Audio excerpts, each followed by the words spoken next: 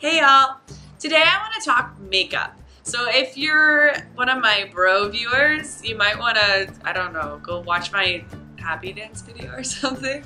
But this is mostly for the ladies, unless you're a dude who likes to wear makeup, in which case, keep on watching. So recently I got laser eye surgery and I got LASIK, which is the long, slow, painful one. Means that while my eyes are still healing even now, I'm not allowed to wear any kind of eye makeup. And if you watch my videos in the past, you'll notice that I always have eye makeup on. I'm a huge mascara fan.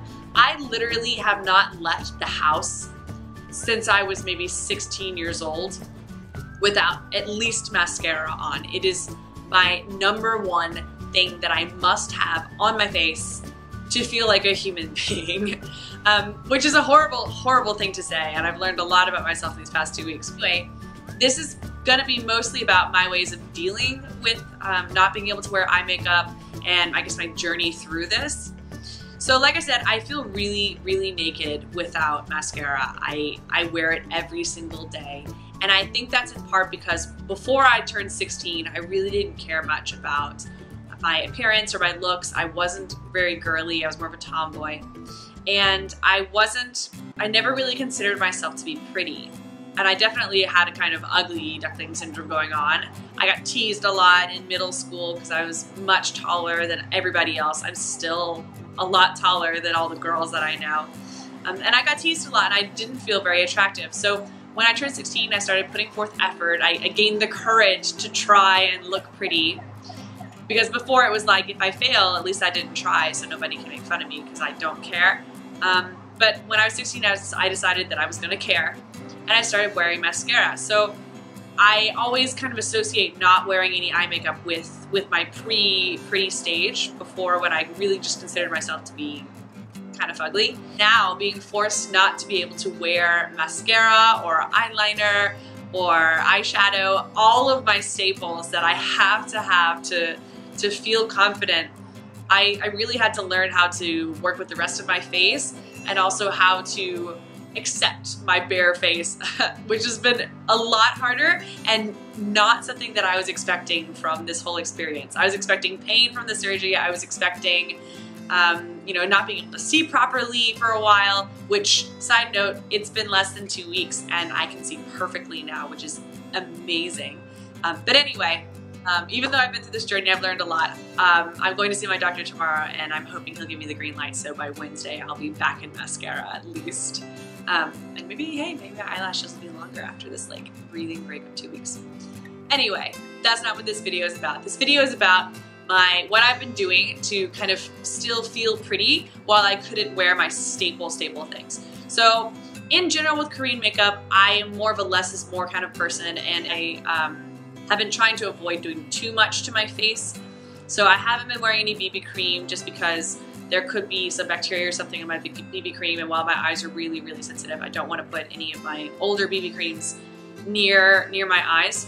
So what I did was I actually took all of my old makeup and I threw it away. I do this because it's still here. This is all of my old makeup, and the reason I haven't thrown it away yet is because a part of my heart is breaking looking at it and realizing how much money is in here that I now have to just throw it to the trash, because basically after eye surgery, your eyes are very, very sensitive. They're very susceptible to germs because they've of course been weakened by a laser. So you're really supposed to throw out especially all of your old eye makeup. And some of it I probably should have thrown out earlier, but all my mascaras I had to throw out. All my eyeshadows I had to throw out. Basically the only things that I've kept are my BB creams, which, and that's because they have a pumping formula, so not that much bacteria has ever gotten into them. I'm trying to be really careful about that. So I had to go out and buy all new products, which sucked. And I still haven't, I really don't have that much. I've got a couple mascaras that I haven't even gotten a chance to use yet. Basically what I've been doing is I didn't wear any makeup at all up until maybe last Wednesday. So 1 week after the surgery, I felt the courage to at least try and put on a little bit of makeup. But up until that point, I was just sleeping and resting, and I had my eyes glued shut for as long as I possibly could, listening to tons of audiobooks.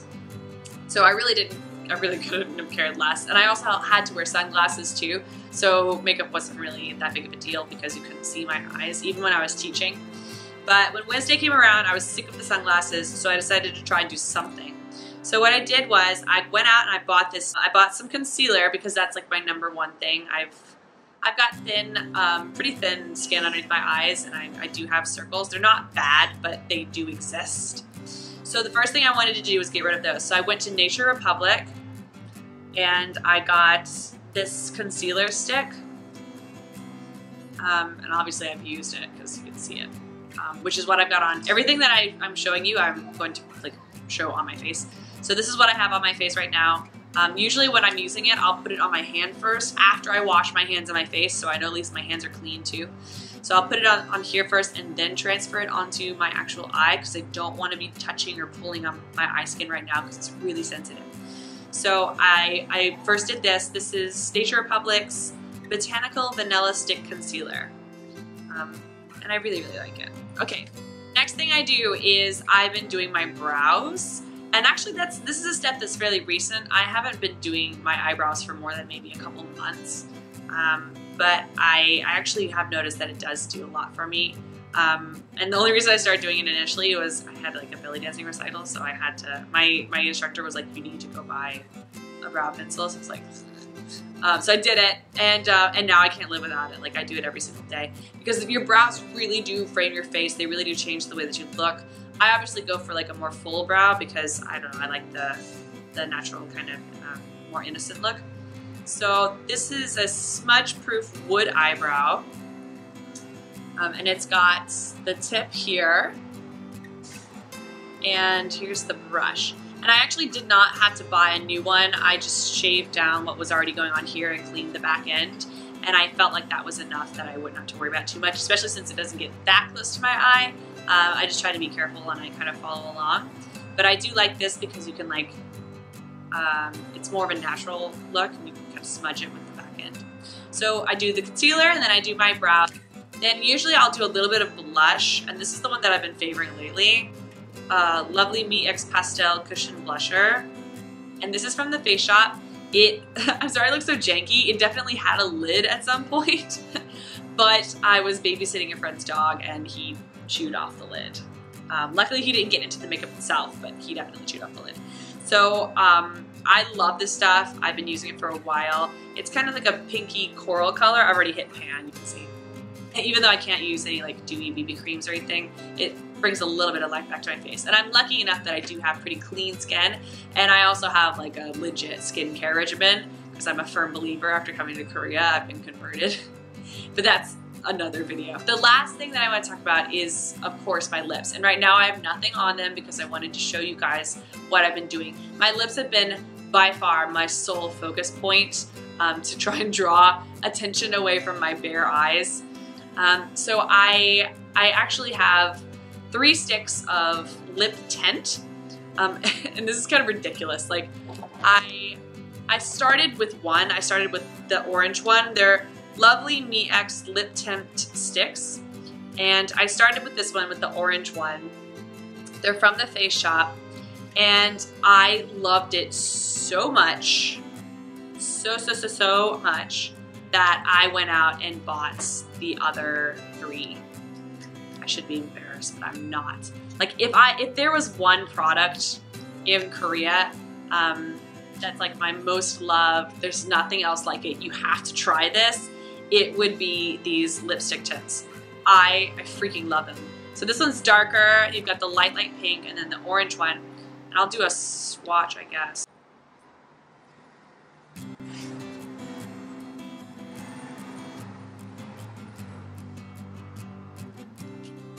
Okay, so here's the dark one, the dark pink one. And there's a swatch on my hand. It's really pretty but very subtle, which is what I like. Here's the light pink one.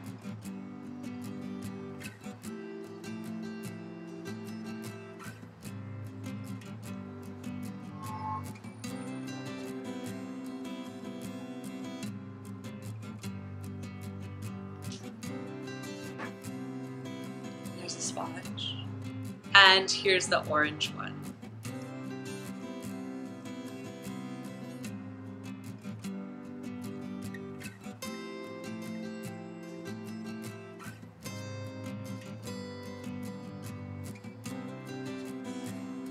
I think my personal favorite is still the orange, but I really do suggest all three of these. The reason I love them so much is, one, you don't have to be like super careful with outlines when you're putting it on, because it is kind of like a tinted chapstick. And the other thing is that they are fantastically moisturizing. My lips always feel so good after I'm wearing these. And they're kind of almost like a mixture between a chapstick and a gloss, but without the like hair sticking that you get with legit gloss. Here's the swatch of all three. It's orange, dark pink, and then the light pinks on the left. And then the last lip color I want to talk about is I've actually really gotten into lip stains lately, and I got this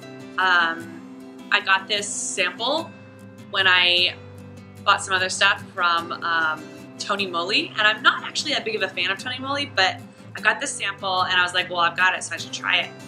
And I ended up absolutely loving it.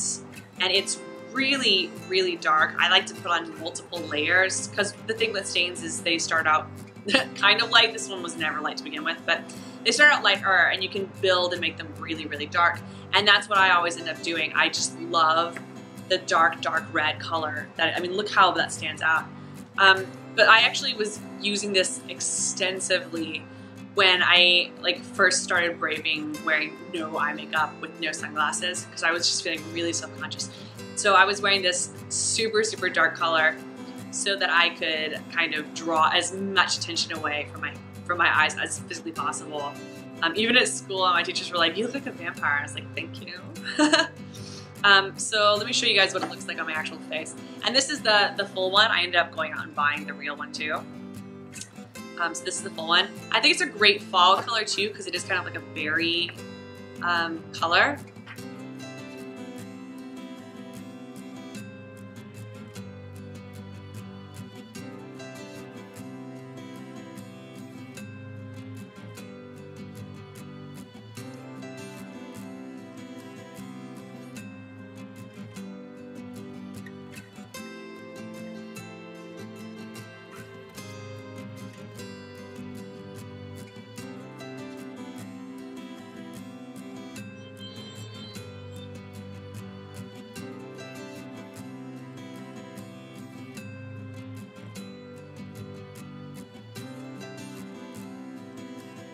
Let that set for a second. And this is literally just the first coat. My one complaint about this stuff is that it is, ironically enough, pretty water soluble. So if I drink something without a straw, I definitely notice, I've even had moments where it actually will drip down my face, like a little bit of a trail of red, which really does make me look like a vampire. So you really have to wait for it to dry and do this little number where you pull the inner product from your lips. But what I really, really love about this one specifically, and it's the reason why I went out and actually bought the full one, is I've used lip tints in the past. I'm a fan of lip tints. I like them a lot. But in general, I find them to be pretty drying. And the thing with lip tints is that if you do have any kind of crackedness going on, they really, really exacerbate that. They make it look really bad if you've got any kind of cracks or tears in your lips. I find that these are really, really good at moisturizing your lips while staying put, which is utterly fantastic. I would definitely say that these last longer. This one lasts longer than this one. But the thing with this one is if it fades, you're not in that big of a deal. Whereas with this one, if it fades, you've got an inner rim of lighter color and then dark on the outside, so you have to reapply all the time. So I do have to reapply. This is more maintenance, but it's a much more drastic look, so I really, really like it. Okay, so there you go. That's what I've been doing to survive these past couple of weeks while my face is healing, and specifically while my eyes are healing and I'm not able to wear any makeup. But like I said, as soon as Wednesday comes along, I'm breaking out the mascara and the eyeliner with relish. I'm so excited. If you like this style of video, click the like button and I'll know to try and do more of these more often, because I am going to be trying to buy a lot of new products while I since I have to replace that gigantic bag of makeup that I now officially have to trash. So yeah, if you like this, hit the like button so I know to make more of those. And also, what do you guys think? Like, do you ever go barefaced a lot? What's your favorite makeup product that you can't live without? And what would you do if suddenly you found yourself not being able to like use it at all for a couple of weeks like I did? Put it in the comments below. I'd love to hear your feedback. And I will see y'all next time.